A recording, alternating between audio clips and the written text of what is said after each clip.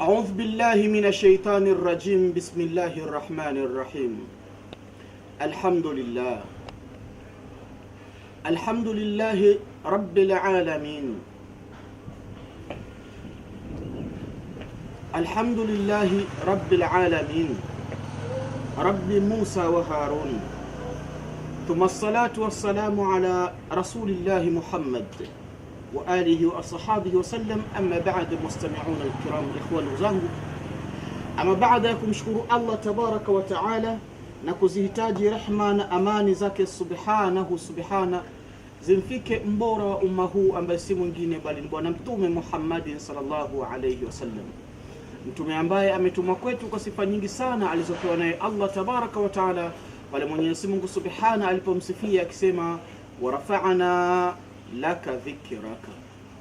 Ikhwani zangu, ama kwa utukufu wake Mwenyezi Mungu tabaraka wa taala, leo nataka tuongelee kitu kimoja kinachoitwa al-ajzi al-jinsiya lada nisaa, yani kushindwa kufika katika kilele cha mahaba, kushindwa kufika katika kilele cha mahaba kwa wanawake. Na hapa katika klipu hii, kama umekaa na watoto kidogo, kaa pembeni kidogo. Nataka tubomoke ili wale watu wazima waweze kuelewa nini ninachokiongea, kwa sababu ukiwa unaficha ficha wakati mwingine mtu hata hakuelewi unakusudia nini. Kwa hiyo tutasameheka katika hilo, lakini lengo ni kufundisha na lengo sio kuharibu katika hali hiyo. Kwa hiyo kama uko na watoto, basi kaa pembeni tuweze kuongea mambo yetu ya kiutu uzima. Tunasema anwani inasema al-ajiz al-jinsiya lada nisai, mwanamke kushindwa kufika kileleni, mwanamke kutokuwa na hamu ya tendo la ndoa, mwanamke ambaye anapokuwa katika tendo la ndoa yeye hasikii ladha ya aina yoyote, hasikii utamu wa aina yoyote ile. Yani mwanamke huyu, wewe fanya tendo lako la ndoa ufanyavyo, lakini yeye wala tena, pengine unaweza kuwa unaendelea kufanya hilo tendo la ndoa na pengine ndo kwanza kachukua na simu wewe unaendelea, yeye ndo kwanza anaendelea kuchati katika hali ya namna hiyo. Sasa utaona kwamba kuna utofauti wa namna gani haya mambo yalivyo katika hali hizo. Yani hahisi chochote, hahisi ladha yoyote, na wala hajapatapo maishani mwake kujua ladha ya tendo la ndoa. Hajui kabisa. Yeye anasikia kwa nduguze, kwa rafiki zake, kwa jamaa zake kwamba kuna ladha kadha kwa mashoga zake. Sasa tunataka tuliongelee hili jambo. Kwa nini wamama wanashindwa, au baadhi ya kina mama hawapati ladha ya tendo la ndoa? Kwa nini wamama hawapati nyege? Kwa nini wamama hawapati mihemuko? Baadhi ya kina mama hawana mihemuko yote, yani anaweza akakaa hata mwaka mzima, miaka miwili, wala hata sistuke moyo wake wala akili yake katika hali za namna hiyo. Kwa hivyo katika hali hizi tunasema naenda kukupa darasa zuri sana ambalo litakuzindua mama yangu hapo ulipo, na uweze kuchukua hatua za maksudi ili kuweza kuliondosha tatizo hilo, kwa sababu na wewe ni miongoni mwa waja wake Allah. Inatakiwa ulifurahikie tendo la ndoa, inatakiwa ushiriki na ufaidi mahusiano yako baina yako wewe na mwanamume wako katika hali hizo. Kwa kuwa nalileta somo hili ikiwa malalamiko ni mengi sana kwa baadhi ya kina mama wakitaka suluhisho la tatizo hili. Sasa kabla sijakupa suluhisho, kwanza nianze kukuelezea namna tatizo lilivyo, lakini wakati wa ndani nikiendelea kupata suluhisho namna lilivyo, nitaendelea kukupa na suluhisho lake ni nini katika hali za namna hiyo. Nimewanukuu baadhi ya wanachuoni ambao wameweza kuelezea majambo haya ambayo ni wanasayansi wanaofuatilia majambo haya ya makutano ya tendo la ndoa baina ya mwanamume na mwanamke. Sasa leo simzungumzii mwanamume, namzungumzia mwanamke. Tunasema faqad huzatul jimai huwa taakhuru nushwat aljinsiyya au nadratiha au in'idamiha au huzatul jimai aqall. Sikiliza, mwanachuoni huyu anasema anasema kukosekana huzatul jimai, yani tuseme nyege, kukosekana nyege kwa mwanamke, fuqudanu huzatul jimai, kukosekana nyege kwa mwanamke, huwa taakhuru nushwatul jinsia, ni kwa sababu ya kuchelewa kuto kupata ule mnyegeko wenyewe, yani mama kuto kufika katika kilele chake, huzatul jimai, kuto kufika katika kile kilele chake na kuweza kufanya ile kuweza kutoa maji yake ya kike kama jinsi anavyotoa mwanamume. Basi anasema huwa taakhuru nushwatul jinsia, ni kwa sababu huyu mama hapati nyege wala hanyevuki katika hali ya namna hiyo, au nadharatiha, au hata pia kukosekana hizo nyege zenyewe kwa huyo mama, au zikawa zinapatikana kwa nadra, yani wakati mwingine anajihisi nyege, wakati mwingine hajihisi nyege, yani katika hali za namna hiyo, au inidamiha, au pia kukosekana kabisa mwanamke huyu hana nyege za aina yoyote ile. Kumbukeni ndugu zanguni, nalieleza hili somo, nimetanguliza hapo mwanzo, mtanisamehe kwa sababu lengo ni kufundisha, lengo si kuharibu. Na unapotaka kumfundisha mtu, mweleze kinagaubaga. Kuna watu wengine ni wavivu, sijui wa kuelewa, sijui ufahamu wao unakuwa ni mdogo.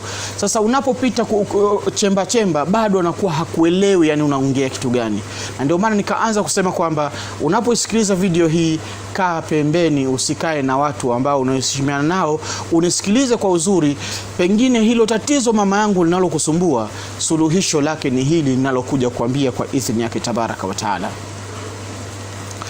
Kwa hiyo au ikawa zinapatika kukosekana kwa nyege kabisa, yani wewe huna tamanio lolote, mhemko wote huna katika hali za namna hiyo, au huzatul jimai aqali, au hata ule msisimko wa tendo la ndoa husisimki, yani unakuwa ni mdogo sana. Kwa hiyo mwanamume hapa hata akukaange vipi, akurepu vipi, akutomase vipi, akuandae vipi, akufanyie sijui lomase za namna gani, yani wewe ndo kwanza hujui chochote kinachoendelea katika mwili wako. Na wapo wengine hudiriki kusema kwamba hata mwanamume akimgusa, yani hahisi kaguswa na jinsia tofauti, kwa sababu automatically ndugu zanguni, maumbile ya Mwenyezi Mungu alivyotuumba sisi wanadamu, mkono wa kiume si sawa na mkono wa kike. Mkono wa kiume kwa mwanamke si sawa na mkono wa kike kwa mwanamke. Yani mwanamume akimgusa mwanamke, tayari kuna vitu fulani vinavyoingia katika mwili wa mwanamke. Na ndio maana hata katika kupeana mikono inapendeza zaidi basi mwanamke apeane mikono na mwanaume akiwa na kizuizi katika mkono wake, kwa sababu ile kugusana hivi pia inatengeneza hisia fulani baina ya mwanamke na mwanamume. Sasa huyu mwanamke yeye hata kama akiguswa, yani hana hisia ya aina yoyote kwamba hapa nimeguswa na mwanamume, bali anaona zake tu kama jimti fulani tu limempakata katika hali za namna hiyo. Sasa hapa tunakusudia kwenda kuyaondosha matatizo yake huyu mama kwa kwenda kumpa dawa ambayo ndio nikakwambia ni suluhisho. Dawa yetu hii inaitwa Superwoman.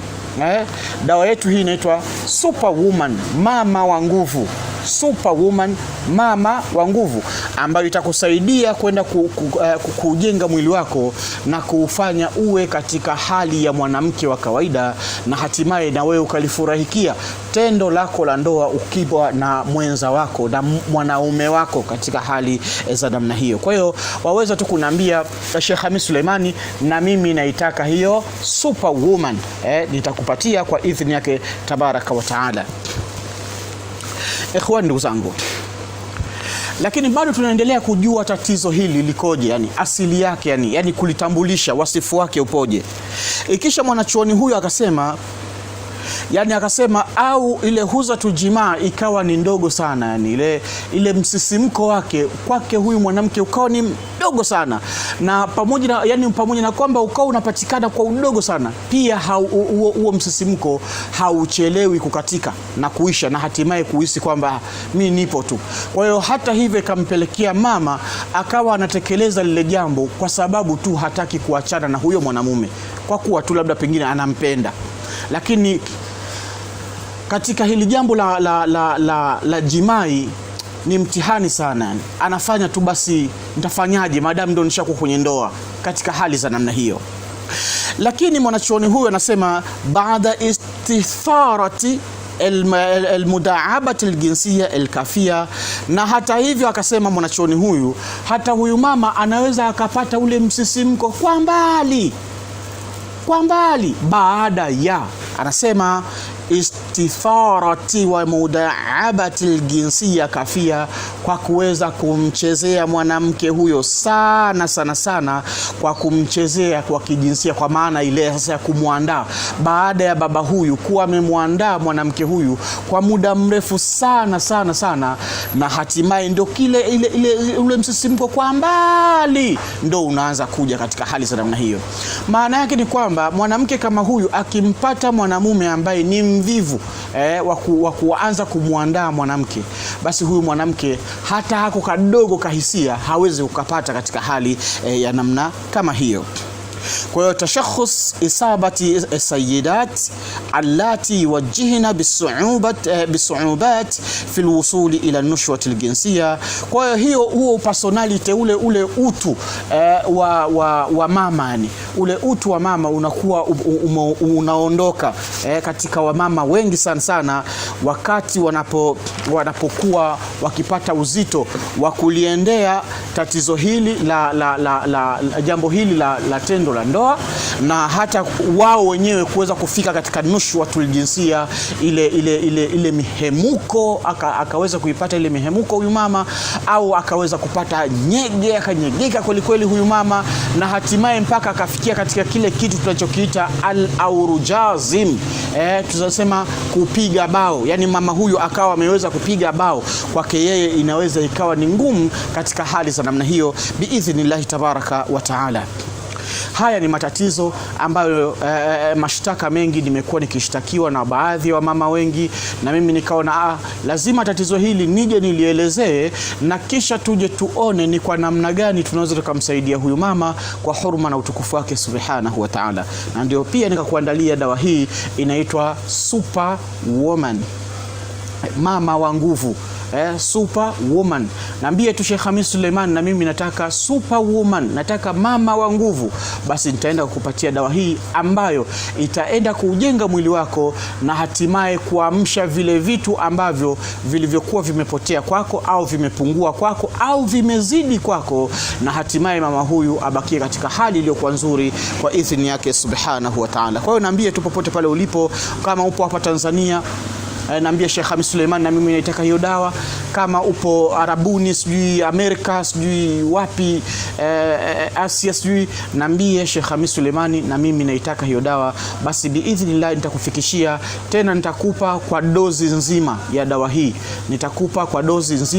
ya dawa hii, na mama uende ukaitumie kwa idhini yake tabaraka wa taala. Unaenda kupona kabisa tatizo lako, wala hutojutia tena, na wala hutoweza kuanza kuwauliza wenzako kwamba inakuwaje hiyo raha inayopatikana wakati wa tendo la ndoa katika hali za namna hiyo.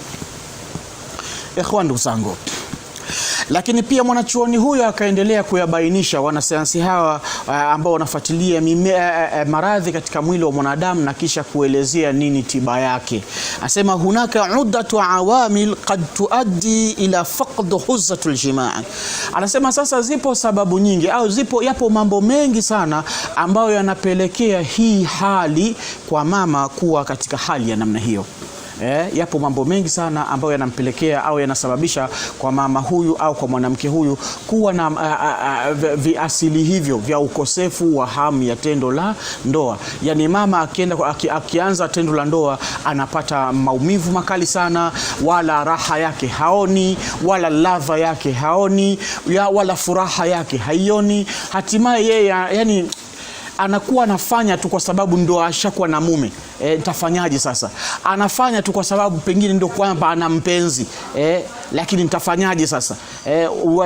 Anazitaka pesa zake huyo mpenzi, na akiacha kulitekeleza hilo jambo pengine na pesa zake hawezi kuzipata. Katika hali za namna hiyo, si washauri kwamba muwe na wapenzi, bali na washauri muwe na waume, muolewe. Bali katika hili nazungumzia ile afya yako sasa. Iwe ni huko kwenye mambo ya kiharamu, iwe huko kwenye mambo ya halali, madamu mwili wako tunataka kuweka sawa, basi hili naliongelea katika msingi na mtazamo wa namna hiyo kwa idhini yake subhanahu wa ta'ala. Kwa wanasema zipo mambo mengi sana ambayo yanapelekea hali ya namna hiyo ya mama kutokuwa na nyege, mama kutokuwa na mhemuko, mama kutokuwa na amsha yoyote mwilini wake, mwili wala utambui chochote kinachoendelea katika mazingira ya namna hiyo. Anasema wa minha mushkilati alaqatul hamima, yapo matatizo ambayo yanaweza kumpelekea huyu mama akawa katika hali za namna hiyo kwa sababu tu ya alaqatul hamima, yale mahusiano baina ya mwanamume na mwanamke. Migogoro, maugomvi, shida, tabu, maneno machafu, yani ikapelekea huyu mama kwa kufanyiwa migogoro ya aina mbalimbali, ikapelekea huyu mama kwa kuwa naambiwa na mumewe maneno machafu, mpaka ikafikia huyu mama hata zile hisia kwa huyo mume akawa hanazo kabisa.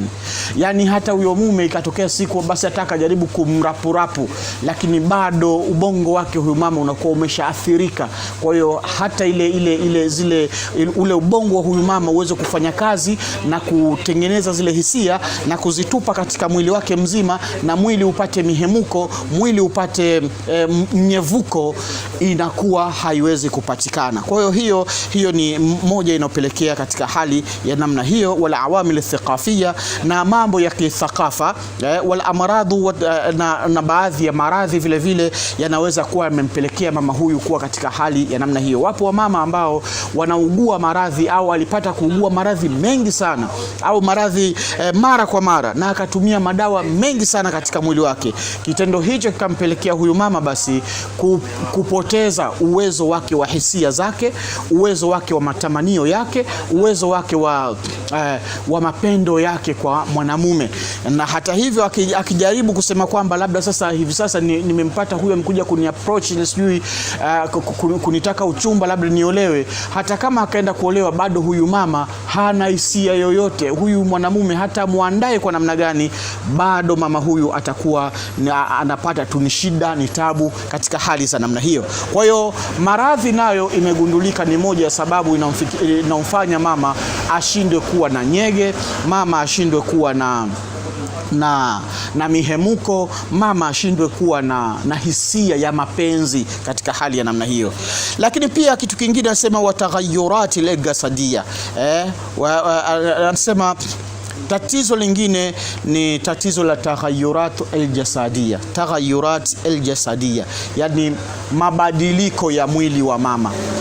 Mabadiliko ya mwili wa mama, yani mama ambaye anaweza akawa na mabadiliko fulani katika mwili wake, mama ambaye anaweza akapatwa na mabadiliko fulani ya kijiografia ya mwili wake tu, ya kisayansi ya mwili wake, inaweza ikawa pia ni sababu ambayo iliyomfikisha hapo alipo. Hatimaye mama huyu akakosa hamu ya tendo la ndoa, mama huyu akawa hapati ladha ya tendo la ndoa, mama huyu akawa hawezi kupiga bao, mama huyu hawezi kufika katika kilele chake cha kutoa maji yake yale ya uzazi, kwa maana ya kwamba kama jinsi ilivyokuwa mwanamume ana mbegu, lakini mama anayo maji maalum ambayo yanaenda kukutana na mbegu za kiume na hatimaye kutungisha mimba katika hali za namna hiyo. Kwa hiyo akawa hana uwezo huo. Kwa hiyo kama haya yote hanayo, manake huyu mama yeye atakuwa ni mtu wa maumivu tu, yani anafanya ile jambo kwa maumivu makali sana. Ingawa huyu mwanamume mwanamume atakuwa na enjoy lakini na atafikia kilele chake, lakini huyu mama hana chochote, maskini ya Mungu. Ni watu wa mama ambao wanaendelea na maumivu makali ambayo yanasumbua katika afya zao. Ama kitu kingine, madawa. Huku tulisema ni maradhi yanaweza yakawa yapelekea mama huyu kuwa na tatizo hilo. Lakini kitu kingine mwanachuoni huyu akasema al-adwiya. Madawa nayo inaweza ikawa ni sababu ya kumfanya huyu mama kukosa hamu ya tendo la ndoa, kukosa hamu ya kukosa nyege. Mama huyu kukosa ladha ya tendo la ndoa. Mama huyu kukosa kupiga bao, au mama huyu kukosa kufika katika kilele cha umwagaji wa maji yake ya ladha ya tendo la ndoa katika hali ya namna hiyo. Kwa hiyo huyu mama biidhnillah tunatakiwa tumtibie na yeye aweze kubakia salama na afurahikie, na pengine aweze kupata na uzazi pia. Basi niambie tu Sheikh Hamis Sulemani, naitaka hiyo dawa inaitwa Superwoman, mama wa nguvu. Superwoman, mama wa nguvu. Nitakupatia hii dawa na utaenda kuitumia, na kwa huruma yake Mwenyezi Mungu Tabaraka wa Taala, Mwenyezi Mungu atakutengenezea yale ambayo yaliyoleta shida katika mwili wako kwa sababu ya madawa, itaenda kuondosha dawa hii. Yale ambayo yalioletwa na tatizo hilo limetokana na mabadiliko ya mwili wako, basi pia dawa hii itaenda kuondosha. Yale ambayo yaliyosababishwa mwili wako kukosa kutokufurahikia tendo la ndoa kwa sababu ya maradhi, basi mama yangu, maradhi hayo, zile athari zake zitaenda kuondoshwa na dawa hii ya Superwoman. Lakini pia hata kwenda kujenga ile psychology yako katika hali za namna hiyo, ili psychology yako hiyo inapoenda kujengeka, maana yake akili yako na ubongo wako urudi katika hali yake ya kawaida, na hatimaye kulifurahikia tendo la ndoa, na hatimaye kuweza kupiga bao, na hatimaye kuweza kumwaga yale maji ya uzazi kwako wewe, ambao yanaenda kukutana na mbegu za kiume ili kuweza kutungisha mimba, na hatimaye pia uweze kufikia katika kilele cha tendo la ndoa katika hali ya namna hiyo. Ndugu zangu, narudia tena, haya siyasemi tu kwa maana ya kwamba tungeweza kuweka tafsida. Ni kweli tungeweza kuweka tafsida kwa maana ya kupunguza ukali wa maneno, lakini nimegundua wengi sana, yani ukipunguza ukali wa maneno bado mtu anakuuliza hiyo maana yake nini, unakusudia nini hapo? Yani mpaka uweze kutongoa taratibu, yani unarudi kule ambako kusikokuwa na tafsida. Sasa ni afadhali mtu umueleze moja kwa moja, kwa sababu lengo ni kufundisha, na lengo si kutukana katika hali za namna hiyo. Kwa hiyo ieleweke katika mazingira ya namna hiyo. Biidhnillah Tabaraka wa Taala, Mwenyezi Mungu atutangulie na atufanyie wepesi. Kumbuka ya kwamba mada hii ya leo inasema ajizil jinsia lada nisai, kushindwa kufikia kilele, kushindwa kupiga bao, kushindwa wanasema kukojoa, kushindwa wanasema kunini nini, lakini yote kwa yote kwa mwanamke, tunamlenga mwanamke huyu na yeye aweze kupata ponyo yake Mwenyezi Mungu Tabaraka wa Taala. Ndugu zanguni, ama jambo hili kwa mujibu wa wanachuoni tunakuja kulielezea sasa aradhi. Dalili za namna gani utamtambua mama ambaye anayesumbuliwa na tatizo hili? Mama ambaye anasumbuliwa na tatizo hili, namna gani utamjua? Labda kama wewe ni mwanamume, utamjuaje mwanamke wako kwamba anasumbuliwa na hilo tatizo? Kwa dalili zipi? Basi nisikilize vizuri baba yangu, ili wewe uje kuwa ni msaada kwa mama yetu. Lakini mama yangu, hata kama upo single na tatizo hili unalo, basi nisikilize vizuri, ni dalili gani ambazo ninaweza nikakuongezea zingine ambazo ni nje ya hizo ambazo pengine unazifahamu wewe, ambazo pia zikawa ni hisia kwako ya kujulisha kwamba tatizo hilo unalo. Mwanachuoni huyo anasema an-nushwatul jinsia hiya shu'uru bimut'ati shadida natijati al-mamarisati al-jinsia al-muthira. Mwanachuoni anasema nushwatul jinsia, yani kunyevuka au kunyegeka, hiya shu'uru bimut'ati al-shadida, ni kuhisi mut'ati ule mnyevuko ndani ya mwili wako, natija mamarisatul jinsia muthira, ambayo inazalika kutokana na mamarisatul jinsia, yani yale makutano ya kijinsia, michezo ya kijinsia, ile michezo ya kimahaba, tomaso romance zile wanaziita, katika hali ya namna hiyo, mpaka ukajikuta mama sasa mwili umechemka, mwili uko tayari sasa kuanzisha hiyo shughuli katika hali za namna hiyo.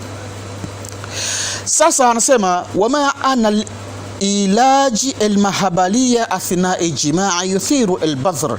Anasema pamoja na kwamba mwanamume huyu atakapoanza kuingia sasa kwako, katika akaanza kuingia au akaingiza kiume chake katika sehemu zako za siri, sasa mahabali athna ijmaa, wakati ule wa jimaa, basi yuthiru albadhra, basi hapo pia pataenda kuleta athari nyingine ya muhemuko mwingine unaozalika kutoka katika badhru. Badhru ni ile wanaita, ndio maana nasema nisameheke, kwa sababu lengo ni kufundisha. Nasema inaenda kuleta athari nyingine kutoka katika badhru, kile nini wanaita kisimi.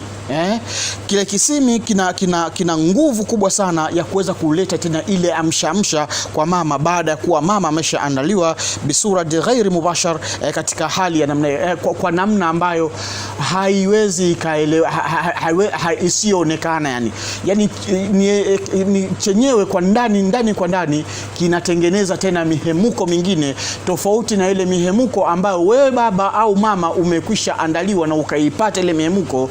Basi ile kisimi nacho kwa ndani kinaenda kufanya mihemuko mingine, na mama huyu anakuwa yupo katika ile jazba kabisa ya lile jambo lenyewe. Anasema fa innahu rubbama la yakunu kafia libulughi an-nushwatul jinsia, lakini pia inawezekana kwa wamama wengine kisimi kikawa si sababu ya kufikia ule muhemuko. Kwa nini? Kwa sababu wapo wengine wamekatwa kabisa, yani wamekatwa, yani wametairiwa ile katika ule uke wao, kitendo ambacho yani hakina tena uwezo wa kuweza kufanya ule muhemuko kwa mama. Kwa unaweza kukuta kwamba ile sehemu ambayo ilikuwa ni mmojawapo ya kumuongezea mama mihemuko katika tendo la ndoa, hakipo tena, yani pamekatwa, pamebaki ni flat kabisa, yani katika hali za namna hiyo. Kwa hiyo inawezekana isiwe sababu ya bulughu nushwatul jinsia kufikia ule muhemuko na ile al-aurujazim, yani kupiga bao katika hali za namna hiyo. Kwa tahitaju al-adida min an-nisa'i aidha ila mudaabati al-badhr mubasharati bil yadi au bil fami. Sasa katika hali za namna hiyo, kwa hawa ambao waliojaliwa bado ile hali yao ya kisimi chao bado wangaliki nacho, basi mwanachuoni huyo anasema inatakiwa kisimi hicho kichezewe kweli, mudaabatu al-badhr, kichezewe kweli mubashara, tena moja kwa moja, bil yadi, edha kwa mkono utumike katika kukichezea, awil fami, au hata kwa kinywa, yani kukipitishia midomo yako na nini, lilwusuli ila nushwatil jinsi, ili huyu mama kumsaidia na kumpandishia ile temperature ya kuweza kufikia katika ule mnyegeko wenyewe, au kufikia katika ile hali ya kwenda kupiga bao, au rujazim, kwenda kupiga bao katika hali za namna hiyo. Sasa yote haya namna gani huyu mama ataweza kufanikiwa? Kwa sababu wapo wengine hata kama umchezee, ndio yale tunazungumza haya tunasema ni kwa wale ambao tayari ni wazima. Sasa kuna mtu mwingine, mama mwingine, katika hali tunazungumza, bado hata umchezee kwa namna gani, utumie mkono kwa namna gani, utumie ulimi kwa namna gani, utumie midomo kwa namna gani, bado huyu mama yani ule mchemko, ule muhemuko, ule mnyegeko hanao kabisa, yani kabisa. Na pengine akakwambia, bwana, hebu fanya shughuli yako bwana, umalize, mimi nataka niondoke, nende zangu nikafue zangu hata nguo, unazidi kunichelewesha tu eti. Nataka nende zangu sokoni tu eti. Yani mpaka unamshangaa ni mama wa namna gani. Lakini usimshangae tu hivyo, bali msaidie. Huyu mama ana madhara katika mwili wake, madhara kimadawa yameshamwathiri katika mwili wake, madawa ya mabadiliko, matatizo ya mabadiliko ya mwili wake yamemwathiri katika uhai wake, madhara ya kimaradhi yamemwathiri katika uhai wake, maradhi ya matatizo ya alaqatu hamima zile, yani shida, yani mushkilati alaqatu hamima, matatizo ya mahusiano yameshamuumiza sana. Sema mapenzi yamemuumiza au mahusiano yameshamuumiza kwa muda mrefu.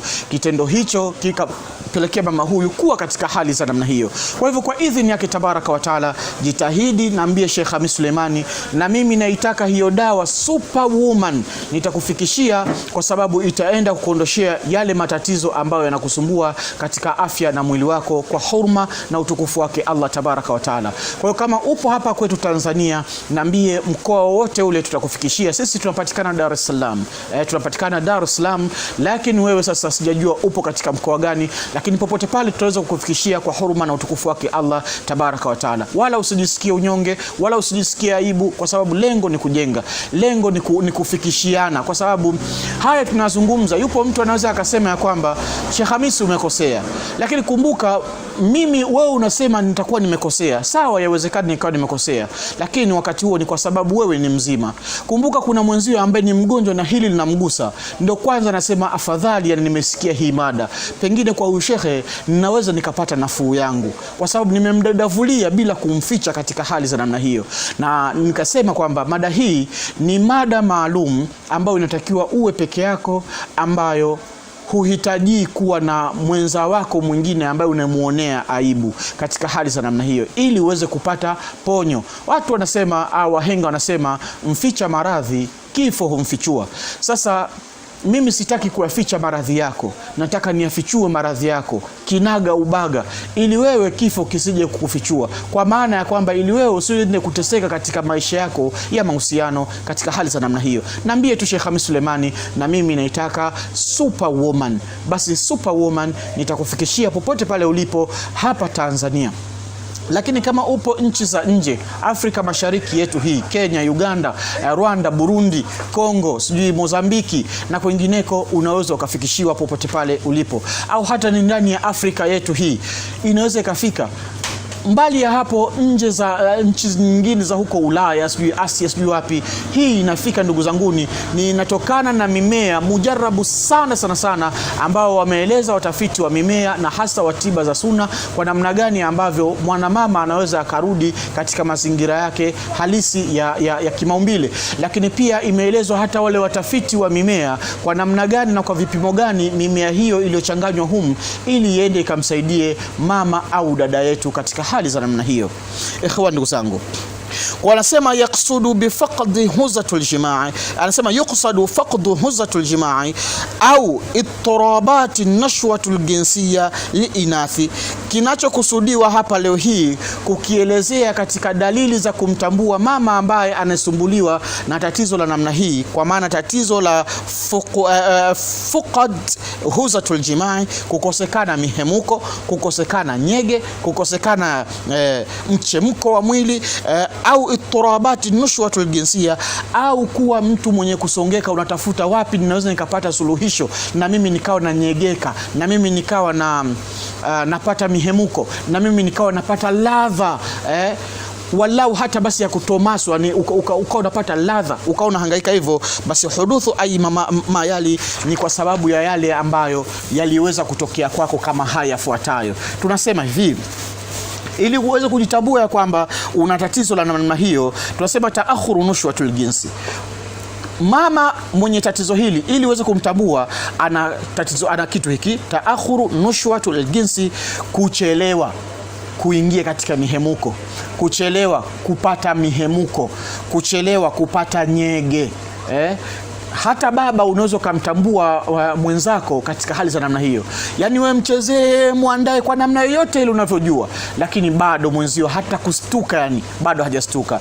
Hiyo ikujulishe kwamba huyu mama ana tatizo la ambalo la kichwa cha habari tunasema al-ajiz al-jinsia lada nisai, ukosefu wa kufika katika kilele na kulifurahikia tendo la ndoa na kupata nyege kwa wanawake. Hii ni dalili mojawapo ya kumtambua mama wa namna hiyo, au mama mwenyewe anaweza kujitambua kwa haya tunazungumza, akasema kweli Sheikh Hamisi, na mimi ni kama unaniongelea hadi katika hali za namna hiyo. Ama dalili ya pili tunasema inidami nushwatul jinsi.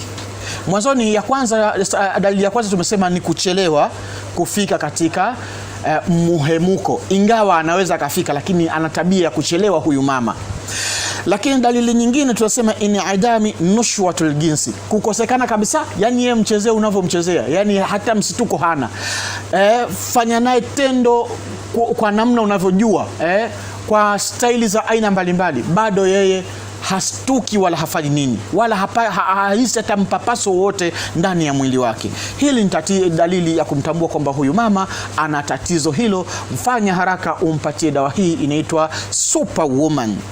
Lakini dalili nyingine tunasema huzatul jimai aqalli, yani ule muhemuke ukawa ni mdogo, yani anapata muhemuko lakini kwa mbali sana katika hali za namna hiyo, na ikiweze na pengine ikapelekea vile vile huo muhemko hata mdogo anaupata ni pale mwanzoni tu, lakini baada ya sekunde kadhaa ule muhemko wenyewe unakatika, inabakia sasa haoni chochote kinachoendelea, na basi tu akakwambia maliza tu bana, mimi nijiondokee zangu. Ama hiyo ni dalili ya kumtambua kwamba ana tatizo hilo la ukosefu wa ladha ya tendo la ndoa. Basi chukua dawa hii, itaenda kusaidia, inaitwa Superwoman. Lakini kitu kingine tunasema adamil ihtimami bi ayi naw'u min anwa'i nashat al-jinsi, ni mama huyu kushindwa kuvumilia yani ile zile namna za uendeaji wa ile jambo lenyewe. Yani hata ukimwendea kiubavu bado kwake ni shida, ukimwendea kichalichali bado kwake ni shida, ukimwendea kwa kukaa bado kwake ni shida, ukimwendea sijui kwa hivi bado yani hiyo vitu kwake huyu mama kwake ni tatizo tu, yani ni dhiki, anadhikika kweli. Ni basi tu kwa sababu pengine ndio hivyo ushamuoa, afanyeje? Ni afadhali tu nimtimizie tu hivyo, lakini akiwa na maumivu makali sana, kwa sababu akili yake haisense, moyo wake hautamani katika hali hizo.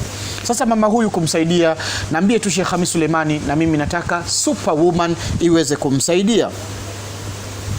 Kwa hiyo katika hali ya namna hiyo, bima fi dhalika al-istimta'i, na kuweza kukosekana yale istimta'i, starehe yake ikakosekana. Lakini pia adami wujudu takhayulati au afkari jinsiyin ala itlaqin au fi halati nadiratin faqa. Na wakati mwingine dalili nyingine ni ukosefu wujudu takhayulati, yani kukosekana ile takhayulati, yani kama maruweruwe. Unajua mama anapokuwa katika ule muhemuko, hata akili yake inakuwa kama imeruka fulani hivi, yani ile ladha ya tendo la ndoa, akili yake inakuwa kama imeruka, na anaweza akajikuta hata pengine anatoa ile sauti ya mahaba kwa nguvu sana, hata chumba cha jirani wakasikia, lakini wakati huo akili yake yeye haisense ya kwamba sauti yangu mimi ni kubwa, kwa sababu ya hali ya namna hiyo. Sasa adami wujudu takhayulati, ndio takhayulati zenyewe zinazoelezewa hapo, kwamba mama huyu akakosa hata ile takhayulati, hata ule mvurugiko wa kiakili, kwa sababu tu ya yale maandalizi, au kwa sababu tu ya kupata kufanya tendo la ndoa. Yani yeye yupo tu, hana takhayulati yoyote katika ubongo wake, au afkaru jinsi, au akawa hana hata zile fikra. Ni hata unamwambia basi jenga fikra kama tuko katika jambo hili, yani hata ajenge fikra namna gani, hala hazikai hata kilini, hazikai hata kidogo. Na jambo hili ili uweze kulimudu, pia fikra inatakiwa ziwe pale. Yani sio unalifanya hili jambo wakati wewe unafikiria mitumbu yangu ya uvuvi ikoje. Uko kwenye ile jambo unafikiria sijui duka langu kule sijui kijana anaendelea kuuza au ameshafunga. Sijui uko kwenye jambo lile pale unafikiria sasa nyumbani kule dona sijui itakuwaje. Ukifanya hivyo hata huchelewi hata pia kudani kufika kileleni katika hali za namna. Kwa hiyo inatakiwa hisia zako, fikra zako ziwe pale. Kwa mama huyu utamkuta hata akijenga fikra zote hazipo kwake ala itlaqi au fi halati nadirati fakat, au unaweza kukuta katika hali fulani ndo kama fikra zinakuja na yeye kidogo unamuona kama anaanza kuchemka na ghafla zile fikra zinakatika. Au kama ile tahayulati tulieleza ile kama ile dimbwi la kuwa katika ile ladha ikaja kwa mbali alafu ikapotea, na ikishapotea tena huyu mama ndio basi tena mpaka unamaliza, yani haoni chochote kinachoendelea zaidi ya kuwa unamtia nikero tu na maumivu katika hali za namna hiyo. Kwa hiyo katika hali za namna hii, ikhwan, ndugu zangu, tukasema ya kwamba hapana, lazima tulielezee jambo hili na tuwaelezee dada zetu ambao wanasumbuliwa na hali hii, lakini si tu dada zetu bali hata kwa baba zetu, kwa sababu na wao ndio washiriki wakubwa kwa hawa dada zetu ambao wanasumbuka na hiyo hali. Kwa hiyo kwa idhini yake tabaraka wa taala nimelifikisha hili ikiwa ni sehemu ya kwanza hii. Nitakuja sehemu ya pili inayoelezea sababu sasa. Nitakuja sehemu ya pili inayoelezea sababu ambayo miongoni mwa sababu zinazompelekea mama kuwa katika hali ya namna hiyo, tena kwa mapana na marefu. Yani ili kuwaje mpaka mama huyu akawa katika hali za namna hiyo. Nitakuja kuelezea sababu za kimwili zinazompelekea mama kuwa katika hali ya namna hiyo. Yani mwili wake ulifanyaje mpaka akawa katika mazingira kama hayo. Endelea tu kufuatilia channel yetu hii, lakini pia tutakuja kuelezea shida na dhiki za kijinsia wakati wa majambo yake hayo. Kwa hiyo kwa idhini yake tabaraka wa taala niishie hapa katika hii sehemu ya kwanza, ambayo iliyobeba jina anwani inaitwa ajzil jinsi lada nisai, kushindwa kufika katika kilele, kupiga bao mwanamke kushindwa hivyo, au kushindwa mwanamke kupata mihemuko, ikiwa ni sehemu ya kwanza kwa idhini yake. Lila tu nikwambie tu dawa hii bado ipo. Popote pale ulipo naweza kukufikishia. Namba zetu za simu ndio hizo zinazopita hapo chini ya video yako, na unaweza ukaiona na tukawasiliana na nikakufikishia kwa dozi nzima ya dawa hii. Naamini wallahi inaenda kukufaa katika maisha yako inshallah. Mimi nikuage kwa siku hii ya leo kusema amani, rehema na baraka zake Mwenyezi Mungu zikumiminikie hapo ulipo. Alamsik.